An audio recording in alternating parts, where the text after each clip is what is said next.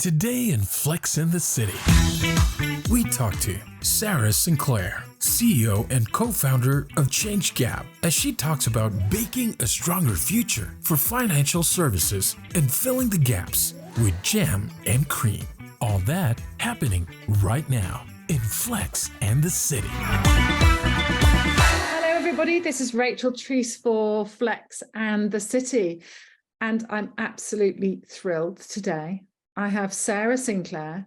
She's the co-founder of Change Gap, and Change Gap are a new generation consulting company. They specialize in technology, advisory, and industry collaboration. Sarah, it's lovely to see you here. I had the great pleasure of meeting you in London last week. Absolutely fantastic. Thank you for being on Flex in the City. Thank you very much. I'm really excited about this, Rachel. Yeah, me too. So I did manage to hear a little bit of your story when we met, but for the listeners, it would be fantastic because you have got a really interesting story, and just tell us how you got to be doing what you're doing now. Yeah, thank you. So yes, definitely unconventional. I left school at 16 with a handful of O-levels and worked for NatWest Bank, folding statements, if anyone can imagine that. I then spent a few years there, and then with the Halifax, when it was still a building society. And it took me 8 years to pluck up the courage to actually go to university. I always felt I, wanted to do big things, but wasn't sure how to get there. I was the first in my family to go to university. And so I studied computer science, and as they say, the rest is history. I really loved it. I was one of 6 females in a 200-strong cohort, and by the end, there was only 3. I did a couple of years software development, but I didn't feel geeky enough. I was always really curious about why we were building this software, who for, and were they getting what they wanted? And so that took me into a path of doing business analysis and project and program management. So I spent 30 years in financial services, banking, insurance, and asset management. And that gave me a really unique view, I would say, because regulation was a key theme, and the programs just got bigger and bigger. And then the last 10 years before I set up Change Gap, I just did turnaround. So I would get called in at the 11th hour after, say, 3 years had passed, maybe $40 million had been spent, and then there was nothing to show and 5 months left, and somehow I had to pull something out of the bag. And in one of the last one, someone said to me, we've got these really big issues. What do you think, it's going to be? How can we fix this? And I just said, basically, there may be many problems, but it's going to be people. Basically, it's about getting people to work together across an organization, seeing the common goals and purpose, and somehow getting there. And that became quite addictive, actually, that sort of going into a broken situation and coming out at the end. And what made it for me was seeing the kind of hope restored amongst the people that had been working very hard, but somehow things not coming together. And that's what gave the inspiration to setting up Change Gap 3 years ago. Yeah, and out of curiosity, what are some of the biggest challenges that you've observed when you've been doing your transformation work? What are some of the biggest challenges that you've seen people feel? Yeah, so I always describe it as the level 2 gap. But if you see an organization as a pyramid, you've got a lot of worker bees working very hard generally. Then you have the execs at the top, often going from steering meeting to steering meeting. And in general, I think we're seeing more pressure, for organizations to do more with less. Since the 2008 financial crisis, there's a stat that says the increase in regulation is 700%, and the complexity across regulations is increasing too. So not everyone understands everything, but somehow the leaders of organizations have got to lead and produce, benefits year on year. And I see a disconnect between the top of the organization and the lower levels. And often that's to do with communication. So, getting clear information about what's going well or what's not going well, why a program is not progressing or on budget and so on is I saw many times. And so you have frustrated people working towards the goal, and equally frustrated leaders not getting the answers they need to be able to make the decisions.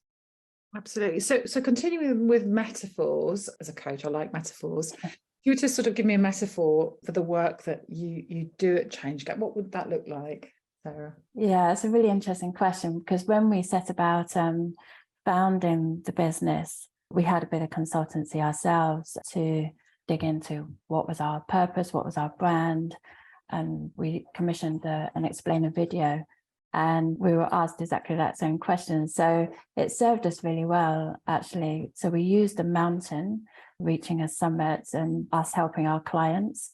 So the role that we play when we go into organizations, whether it's just one of us or two or a team, is sort of the mountain guide, the Sherpa.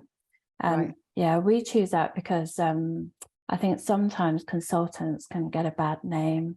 Organizations can feel it's being done to them or without them, and then not been, led on the journey. So that Sherpa element was really key for us, because culturally, that's what we set out to do, to bring that change and to leave organizations in a better place than when we left, not just ticking a box and getting the deliverable over the line, but actually that people feel better. Absolutely. It's all about how people feel at the end of the day, isn't it? And Yeah. that makes a difference. Curious, you came from a background in technology. Obviously, we're recording this in March, and I've been doing lots of talks with female leaders in technology in the financial services industry. So I'd love to hear from your side, how it's been as a female leader in technology, and maybe, what would your wisdom be to perhaps an up and coming female leader in the industry? Yeah, again, a really interesting question. So I never really thought about it much, and I think many women would say the same. It was a case of just getting on with it. I think stubbornness in my personality has helped me, because I just was very ambitious and wanted to achieve a lot. So I just kept going. And yes, there were challenges, right, being in male-dominated environments, and there has been some bullying along the way.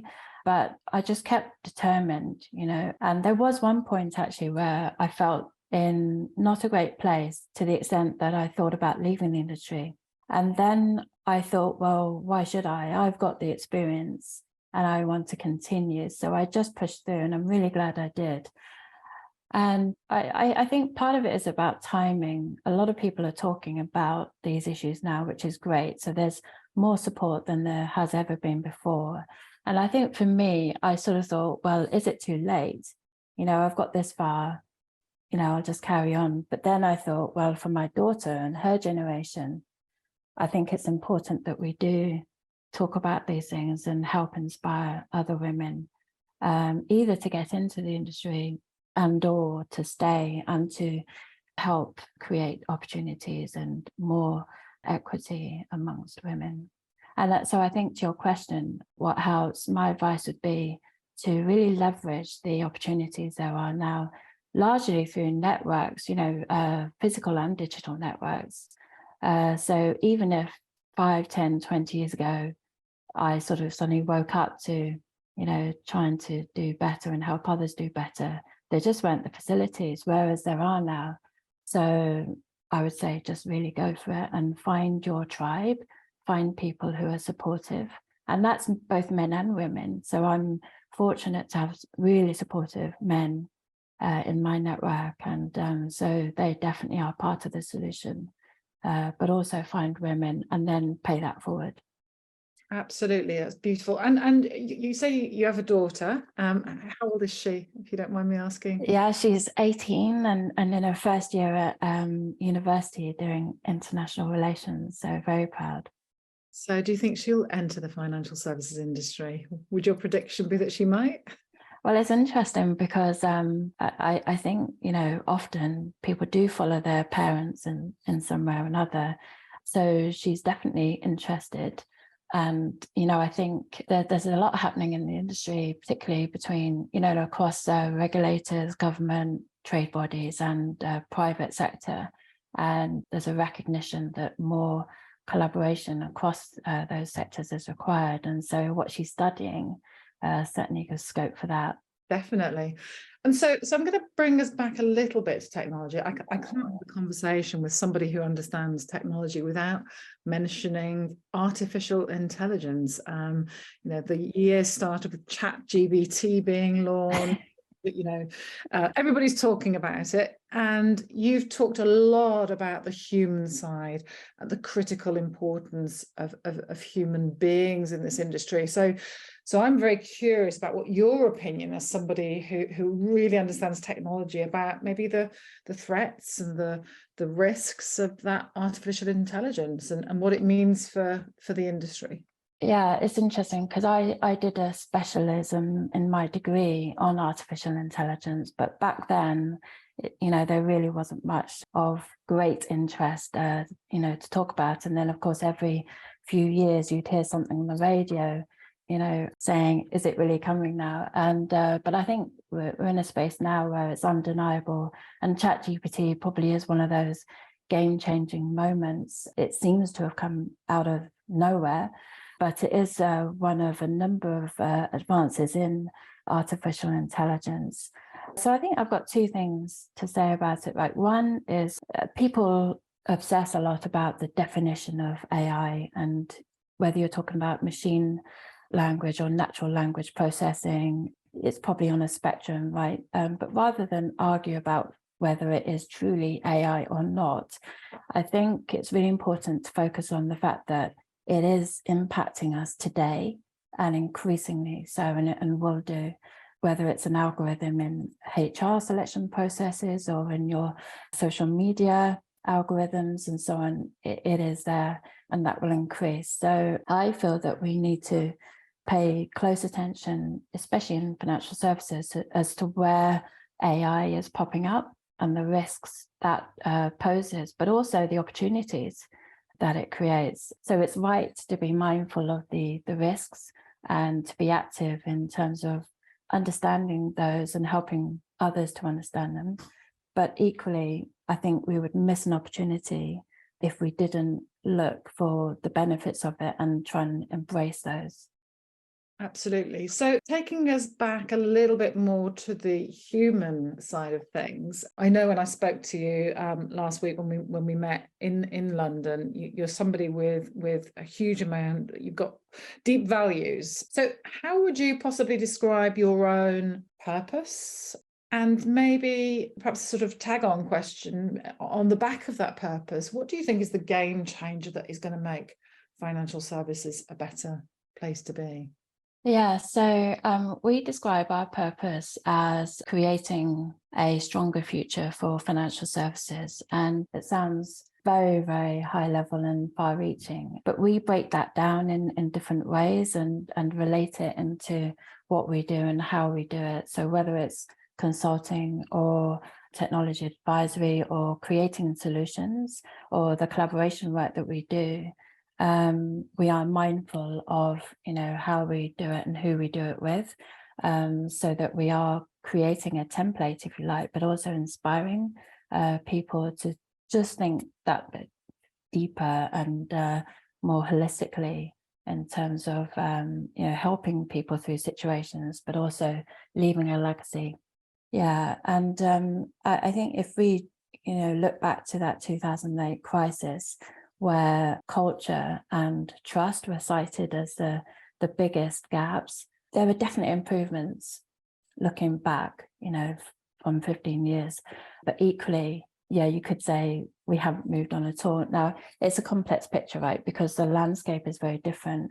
We've got fintech, we've got AI, we've got crypto, there's many things which are making that picture, more complex. But I think it's pretty undeniable that the consumer is at risk and perhaps not considered deeply or widely enough in key decisions.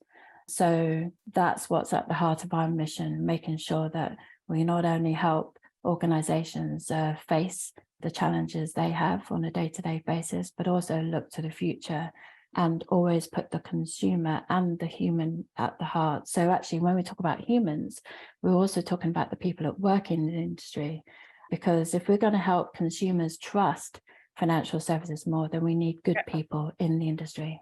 Couldn't agree more. Absolutely. And so now let's just move outside of financial services, Sarah, when you're not harnessing the collective and making the industry thrive and be better, or being a wonderful mother, what is it else do you love doing? Yeah, so two things. One is cooking in the kitchen. So baking is a particular favorite of mine, but yeah, any time in the kitchen is good because it's that break from the norm, and it's really absorbing. So, you know, you're definitely switching off. I mean, I actually love my work now. I feel really privileged and excited about what we're doing, but it is very intense. So that, you know, switch off in the kitchen is great. And I'm fortunate to have people that enjoy the cooking. So I got a repeat request for cream tea, you know, scones this weekend. But then the other thing that I really love is skiing. So I don't get to do it that often, but there's something about it that it's just amazing. And if I could only have one more holiday ever, it would be skiing. It's that beauty and peacefulness of the mountains.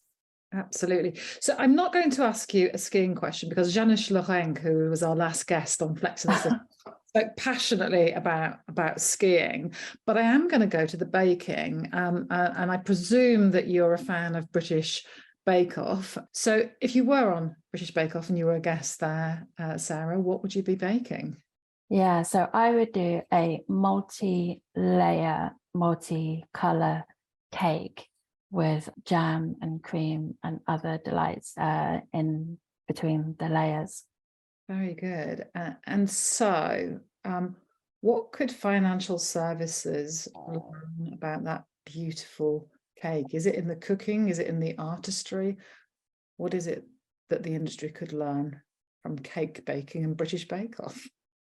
Yeah, it's interesting actually, because I do often talk about you know, bringing baking into work and having bake-offs and so on, but I think it's that collaborative aspect, and also, yeah, just having fun, you know, teamwork is fun, and you know, seeing other people's perspectives.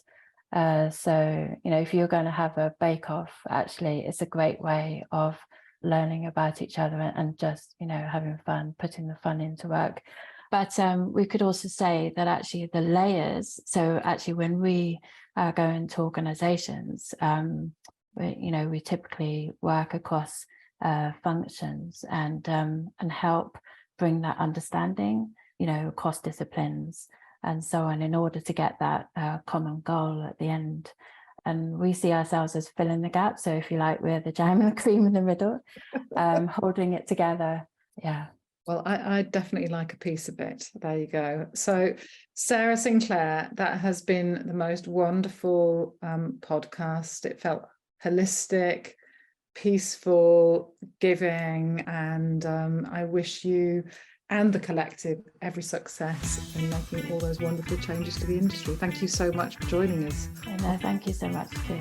Really enjoyed it. You just listened to Flex in the City. Catch us on our next episode.